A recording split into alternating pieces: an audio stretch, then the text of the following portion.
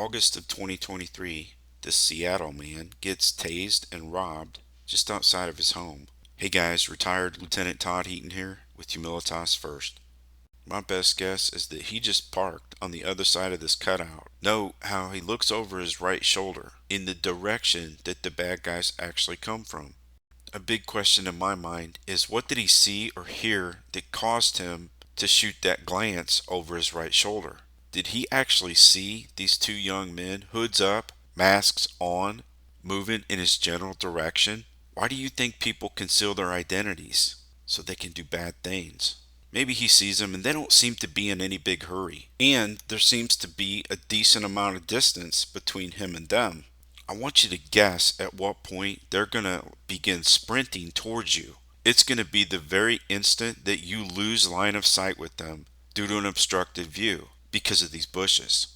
Look over here at the reflection in this window and you'll see the first guy who is running towards this gap in the bushes. They're both running. In this case, they already had the weapons in their hand because they knew that the bushes were going to hide those weapons until they made that final 90-degree turn for surprise, speed, and domination by deadly threat. Or you could say violence of action. Surprise, speed, and violence of action. Bad guys who commit crimes, well, they already understand these principles. It's the innocent people who go to work every day, try to make ends meet, trying to raise their families, who are ignorant as it relates to what works, what doesn't, and why. Unless you have experience dealing with criminals or being a criminal, or you've seen it happen a whole lot of times and studied it, or somebody you trust that has experience helps you understand, you're just not going to know. You're not going to know what you don't know. How could this crime be avoided? Well, first of all, where are we? Are we in a high crime dangerous part of Seattle? Let's take a look. It says it happened in the Beacon Hill neighborhood. Let's go to crimegrade.org and see if it's a violent area. Yeah, it is. So, presuming that there are reasons that this victim does not or cannot just move and, live in a better location, by him understanding how this happens, he could have picked up his pace. When he gets to his door, he doesn't hesitate, but he just goes inside and locks the door behind him. Part of the solution to unjust criminal violence is going to be to exercise your Second Amendment rights. If there's nothing stopping you from doing whatever you need to do legally to be concealed carry, then be concealed carry. With that said, do I recommend that we compete with these two guys in the backyard in a gunfight? No, I don't. That's not tactically smart. Yes, it could come down to that, but we don't want to start there.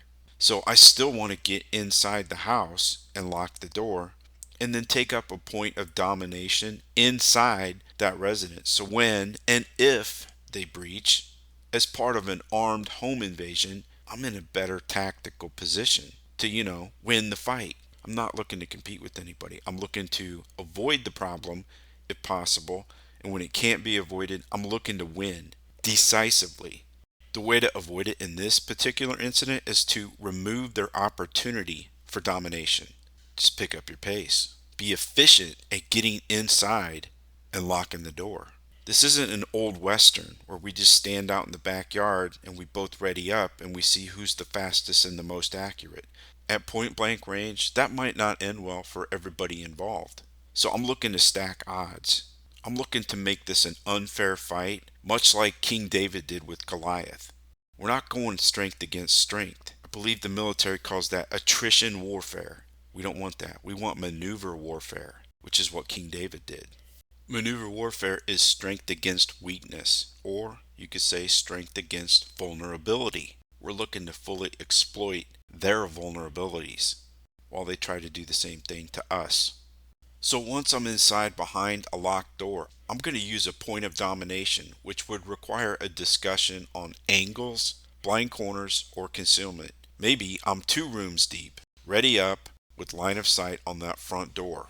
If this can't be avoided, then it's going to be exceedingly unfair. I'm going to try to stack the odds.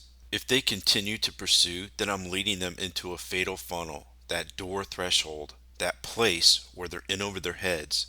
Now, I'm going to get tired quickly of having to pick up my pace every time I see a couple of young men, dressed like armed robbers walking by. A long-term solution to this is I'm just going to get rid of these bushes. I am going to go scorched earth on these bushes. Why? So that I can restore long, unobstructed sight lines. So this can't happen. Had our victim done the work to cut all these bushes down, then when he looks over his right shoulder, he's going to see the two young men running towards him. And then he's going to understand, oh, I need to move with haste and efficiency to get a better tactical position. Or it's more probable they don't even try to attack this guy because he cut all the bushes down and there's no line of sight obstruction to exploit in the first place. If you live in a high crime dangerous area, just cut down the bushes and the hedges that are going to act as a sight obstruction because you want the longest unobstructed sight lines possible. The idea here is to eliminate potential ambush positions that can be used against you and your family.